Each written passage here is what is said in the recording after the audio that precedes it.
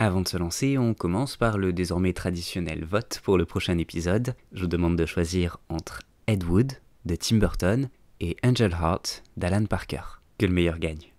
À l'issue d'un vote plus serré que les élections américaines et peut-être tout autant contesté, Which I won, by the way, but we'll find that out. Vous avez choisi Dune pour ce nouvel épisode de Flopbuster. Alors, Dune de David Lynch, un flop, un échec total, un nanar, ou plutôt un classique certes malade, mais surtout visionnaire et totalement incompris? On en parle tout de suite dans le nouvel épisode de Flopbuster.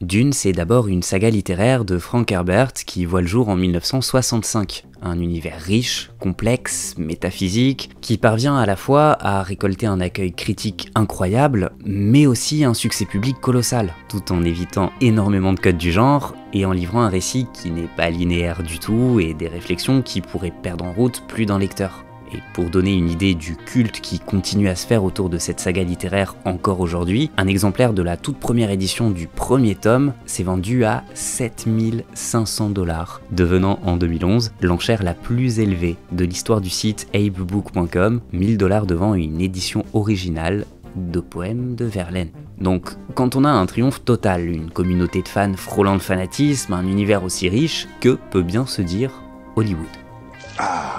The sweet smell of an all-day sucker. Et oui, ça sent bon le succès tout fait. Dès 1971, Arthur P. Jacobs, producteur du triomphe La Planète des Singes en 68, qui était déjà un exemple parfait d'adaptation d'un livre culte qui avait rapporté gros, flaire le bon coup. Il achète les droits et demande au réalisateur David Lean d'en réaliser l'adaptation. David Lean, c'est un CV qui n'a plus rien à prouver à personne. Laurence d'Arabie, le pont de la rivière Kwai ou encore Dr Zhivago, le mec en impose. Sauf qu'un problème de taille apparaît. En 1973, Arthur P. Jacobs meurt soudainement d'une crise cardiaque et emporte le projet avec lui. Cela dit, si le projet pouvait sembler prometteur, rappelons-nous que Jacobs avait déclaré en 69 qu'il ne produirait jamais un film ne pouvant pas être vu par toute la famille, et il aurait même offert les droits de Midnight Cowboy à Jérôme Hellman la même année pour cette raison. Ce qui nous laisse penser que sa vision de Dune pouvait être relativement édulcorée. En 1974, c'est un certain Alejandro Jodorowsky qui se voit confier l'adaptation de Dune, mais franchement je vais pas vous faire l'affront de détailler son histoire, parce que ce projet culte n'a pas besoin d'un flopbuster, alors qu'un documentaire parfait lui est déjà consacré. Dune de Jodorowsky, de Frank Pavich, sorti en 2013, c'est une merveille. Foncez regarder ça dès que cette vidéo est terminée, et remerciez-moi plus tard. Could be fantastic, no? Et puis en 1976, c'est une troisième tentative qui voit le jour. Dino De Laurentiis, producteur italien dont la liste infinie de productions n'a d'égal que son ego, récupère les droits et demande directement à Herbert lui-même d'écrire un scénario adapté de son livre. En 1978, l'auteur rend un script de 175 pages, soit à peu près 3 heures de film. Dès 1979, un certain Ridley Scott est attaché au projet, accompagné de Giger et Rudy Wurlitzer. Scott pensait scinder le script en 2 films, mais va finir par quitter le projet pour des raisons que vous connaissez partiellement si vous avez vu le flopbuster sur Blade Runner. Nous voilà donc en 1981, 10 ans après la première tentative d'adaptation. De Laurentiis a peur de voir les droits expirer et se lance désespérément à la recherche d'un nouveau réalisateur. D'autant qu'il a acheté les droits d'adaptation des suites et ne peut pas laisser un tel univers lui échapper.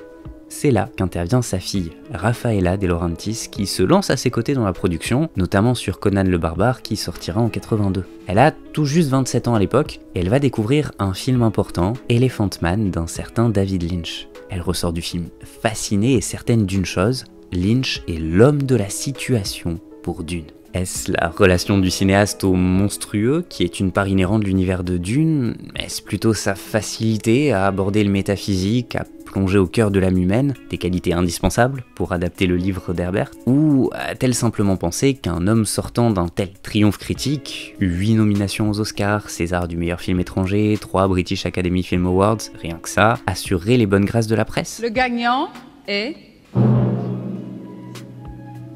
Elephant Man de David Lynch.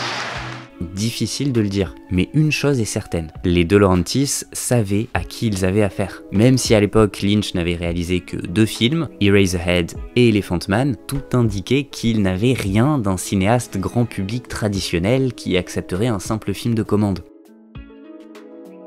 À cette époque, Lynch est déjà convoité pour de très nombreux projets, notamment Le Retour du Jedi, qu'il refuse. I was asked by George to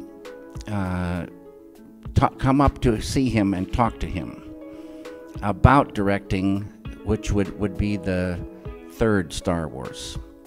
And I had next door to 0 interest. So he took me upstairs and he showed me these things called Wookiees. And now this headache is getting stronger. And even before I got home, I kind of crawled into a phone booth and phoned my agent. I said, there's no way I can do this. He said, David, calm down. You don't have to do this. Il devait également réaliser un projet intitulé Ronnie Rocket pour la maison de production de Francis Ford Coppola, mais suite à de gros soucis financiers, le projet est annulé en 81. David Lynch finit donc par accepter Dune, avec l'option de relancer le projet Ronnie Rocket un peu plus tard, produit par De Laurentiis.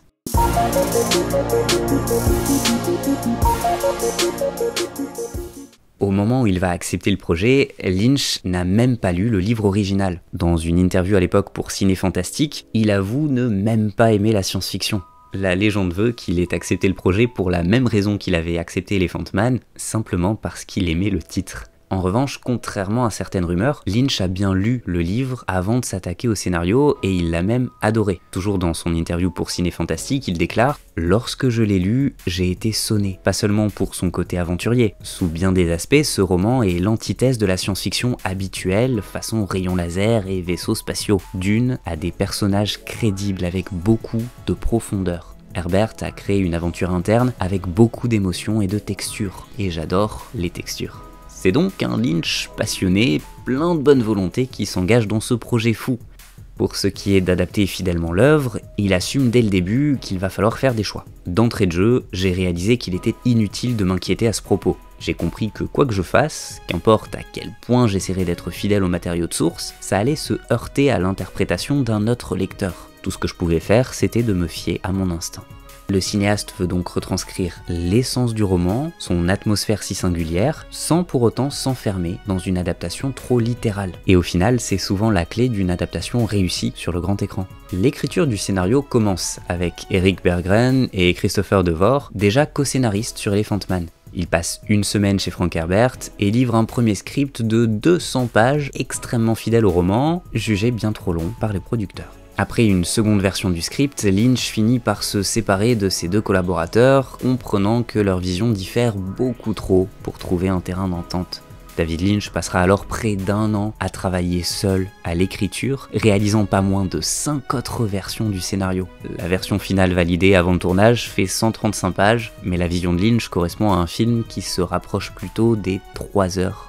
Tout le long du tournage, le script va être corrigé, modifié, des scènes seront coupées et rajoutées à la dernière minute, parfois sous la volonté du réalisateur, mais très souvent à la demande de la production. Avant de se lancer dans le casting et de démarrer le tournage, Lynch est entouré des meilleurs. Tony Masters, le directeur artistique de 2001, l'Odyssée de l'espace, Mentor Webner et George Jensen au storyboard, qui avaient respectivement travaillé sur Blade Runner et Le Retour du Jedi, ou encore Alan Splett au son, avec lequel il avait déjà travaillé sur Eraserhead et Elephant Man. Après des années de galère pour un projet chaotique, tout semblait enfin aller pour le mieux. What could possibly go wrong?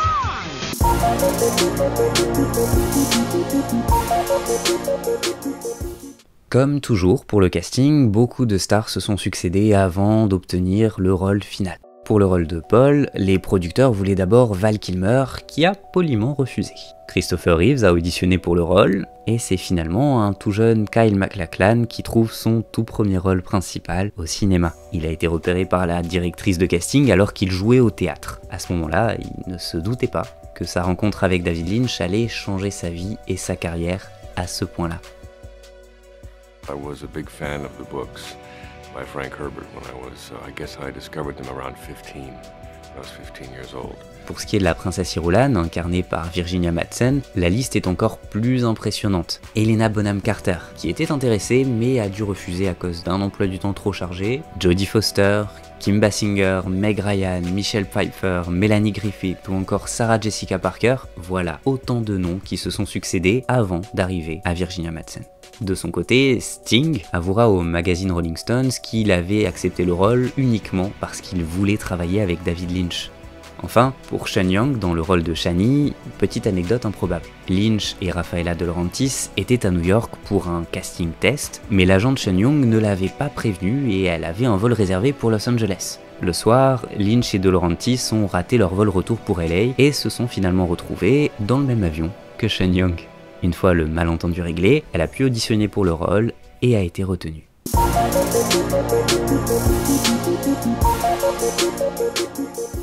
Une grande partie du tournage se fait au studio Churubusco à Mexico et les séquences en extérieur sont essentiellement tournées aux dunes de Samarayuca dans le désert de Chihuahua, toujours au Mexique. On peut s'y attendre, les températures sont insupportables et les acteurs peinent à respirer sous leurs costumes. Patrick Stewart et Max von Sydow diront que leurs costumes pour Dune étaient les plus pénibles à porter de toute leur carrière. Autre anecdote à ce propos, les costumes des membres de la guilde étaient en fait des sacs mortuaires trouvés dans une station désaffectée datant des années 20 et qui avaient servi à de nombreuses reprises. Un détail pas si anodin que Lynch a gentiment préféré cacher à ses acteurs le temps du tournage. En tout, 1700 personnes ont travaillé sur le projet, avec 700 techniciens présents à temps plein. Des techniciens mexicains, américains, italiens, français, espagnols, autant dire que l'entente était compliquée et que la barrière de la langue a causé plus d'une prise de tête d'après les témoignages. Avec un budget final estimé aux alentours de 45 millions de dollars, soit 12 millions de plus que le Retour du Jedi, et légèrement plus que les 38 millions de dollars prévus à la base, le film est un monstre pour son époque. Les effets spéciaux qui forment le bouclier autour du corps tentent de créer quelque chose de totalement inédit pour l'époque, et forcément c'est très coûteux et le résultat est aléatoire. Les dépenses s'accumulent, inquiètent la production, et peu à peu, le projet devient incontrôlable. D'un autre côté, les choix qui étaient censés aider à économiser sur le budget final s'avèrent peu efficaces. Le choix de tourner au Mexique par exemple, aidait à économiser 75% des frais de tournage comparé aux studios hollywoodiens d'après Universal. Oui, mais... Entre les invasions incontrôlables de cafards, les problèmes administratifs, les coupures d'électricité si régulières qu'il fallait investir dans des batteries de secours ultra performantes, un réseau téléphonique médiocre qui rendait la communication avec les bureaux de la production quasi impossible, le choix fut vite regretté. Ajoutons à cela une charmante poussée de touristas qui a frappé la moitié de l'équipe européenne et a forcément retardé de façon considérable le rythme de tournage. Après 6 mois d'un tournage de plus en plus épouvantable, c'est un David Lynch essoré qui s'apprête à livrer son montage.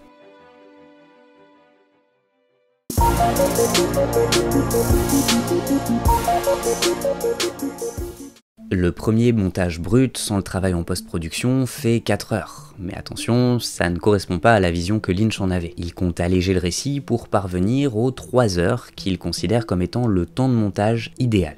Frank Herbert était d'ailleurs très emballé par cette version de 3 heures qui comptait plus de séquences directement tirées de son œuvre. Mais voilà, Universal refuse cette durée. Le studio veut un film d'environ 2 heures, et c'est non négociable, afin d'avoir le plus de séances en salle par jour et de capitaliser au maximum sur les profits box-office espérés. Accompagné des De Laurentiis, Lynch se voit forcé de couper environ 1 heure de ce qu'il considérait comme son montage final.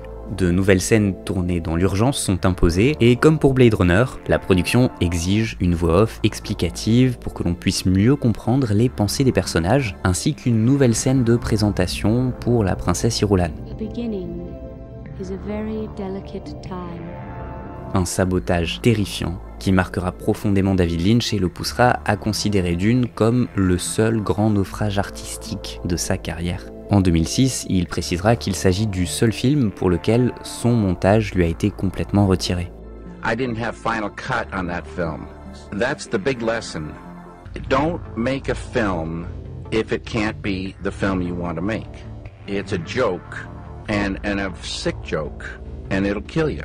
Avec le temps, d'autres versions du film verront le jour. On compte notamment une version diffusée à la télé qui dure 186 minutes, sortie plus tard en DVD sous le titre d'une Extended Edition, mais il ne s'agit surtout pas d'une Director's Cut. Lynch a totalement rejeté cette version et a même demandé à ce que son nom soit retiré du générique, remplacé par le pseudo Alan Smithy à la réalisation, un pseudonyme utilisé par les cinéastes qui renient leurs films. Au scénario, il se fait créditer Judas Booth, qui combine Judas Iscariote, et Wilkes Booth, l'assassin de Lincoln, deux traîtres historiques qui envoient un message plutôt clair sur le fait qu'il se sent être un imposteur, mais aussi sur la trahison de la part du studio.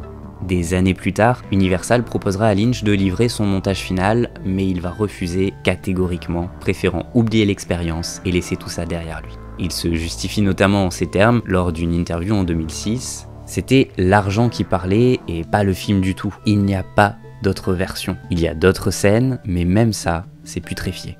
Contrairement à une croyance assez répandue, il n'existe donc aucune version officielle ou officieuse de Lynch à ce jour.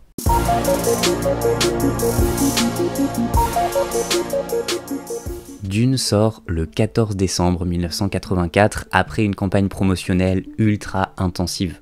Lors de la sortie en salle, Universal juge le film tellement incompréhensible qu'un tract expliquant au préalable l'univers de Dune est distribué aux spectateurs dans de nombreuses salles. Mais côté critique, ça suffira pas. Now this is kind of amazing. Out of a couple hundred films that Roger and I each saw this year, we agree that the biggest disappointment of the year is Dune. Wow, that's boring. I've had more fun with sand at the beach. I think it's impossible for anyone who hasn't read the Dune books to follow what's going on in this story.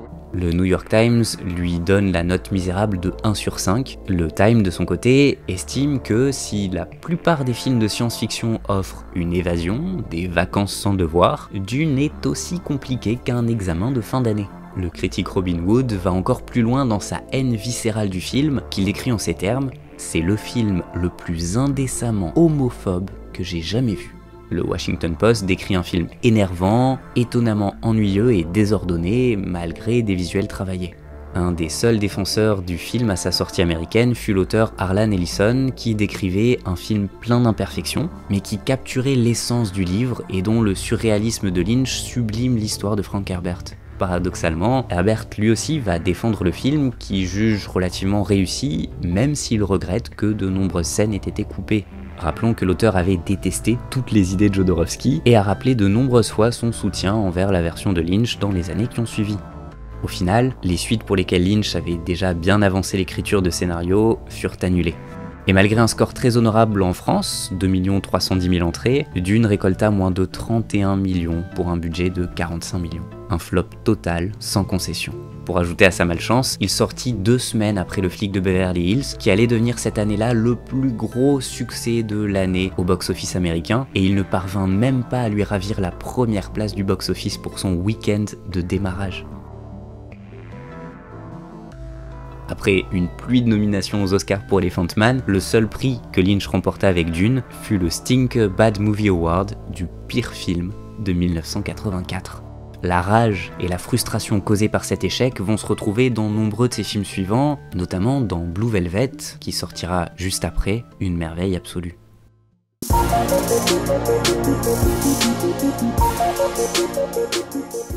Nous voilà donc revenus à notre première question. Dune est-il un nanar dont l'échec était amplement mérité, ou un classique trop fou et inclassable pour être apprécié à sa sortie? Après tout, si même Lynch renie le film et ne veut plus en entendre parler, doit-on en faire de même? David, do you want to say anything about Dune?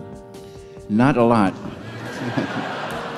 Eh bien, la réponse n'est pas si simple. Aujourd'hui, Dune est clairement ce qu'on peut appeler un film culte, avec des fans qui continuent, près de 40 ans plus tard, à débattre sur ses thématiques, sa mise en scène, son symbolisme, etc. Certes, des fans du roman continuent de conspuer cette adaptation, et ça peut se comprendre. Oui, Dune n'est pas à la hauteur du roman, et ne peut pas égaler sa profondeur et la richesse de son univers. Mais franchement, soyons honnêtes 2 secondes, c'était perdu d'avance. Sur un film de 2 heures ou même de 3 heures, il était impossible d'aller aussi loin dans la réflexion et le développement des personnages et de l'univers.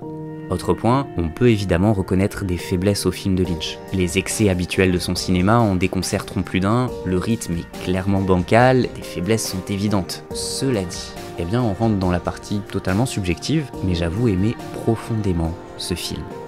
S'il ne peut pas tout conserver de l'œuvre originale, Lynch y apporte une touche personnelle évidente, se permettant une atmosphère tantôt sale et purulente, nous rappelant la folie magnétique de son Eraserhead, mais aussi des envolées oniriques sublimes, un psychédélisme fascinant. Difficile de trouver meilleur cinéaste métaphysique que David Lynch, et honnêtement, je vois très difficilement qui d'autre aurait pu faire mieux quand on connaît les conditions de tournage et de post-production.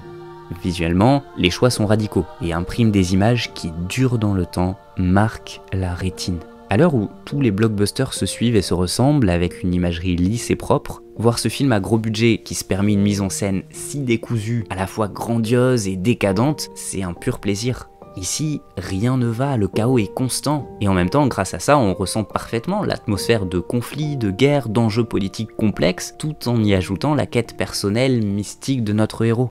Les séquences surréalistes figurent parmi ce que Lynch a réalisé de plus marquant, et venant d'un cinéaste au CV aussi inégalable, ça n'est pas peu dire. Et puis n'oublions pas la sublime bande originale de Toto qui n'y est pas pour rien, rappelant que Lynch a toujours su tirer le meilleur des artistes avec lesquels il a collaboré, des Pixies à Rammstein en passant par Marilyn Manson. Une bande originale si unique, si sublime, qu'elle ne peut que nous terrifier à l'idée d'un album composé par Hans Zimmer pour le Dune de Denis Villeneuve. Bref, Dune c'est peut-être une œuvre malade, bordélique, mais c'est une œuvre si riche, pleine de trouvailles, qu'elle ne pouvait que finir par se trouver un public d'éternels admirateurs. Tout comme elle ne pouvait qu'être un échec à sa sortie. Et je crois que c'est ce qui la rend unique. C'est que même les fans admettent que le film est bourré de défauts. Et même ses détracteurs doivent admettre que des séquences sont gravées dans leur mémoire à tout jamais. C'est pas un film qu'on peut simplement regarder et oublier. Et ça, c'est déjà une qualité extrêmement rare que de très nombreux films aujourd'hui aimeraient avoir. Et si j'attends forcément la relecture de Villeneuve, qui est au passage un des réalisateurs les plus intéressants de ces dernières années dans le Hollywood mainstream, force est de reconnaître que son univers à lui semble bien plus froid, bien plus propre, bien moins visqueux, palpable et dérangeant que celui de Lynch. Une œuvre malade, bancale, capable de tout mais surtout de grandiose, n'était-ce pas ça, au final, la meilleure façon de rendre hommage à la saga si dense et incroyable de Frank Herbert? Je vous laisse sur cette question et me donnez votre avis en commentaire. C'est fini pour aujourd'hui avec ce flopbuster plus long que d'habitude. N'oubliez pas de voter pour le prochain épisode, abonnez-vous, laissez des commentaires, suivez-moi sur Twitter, on se dit à bientôt.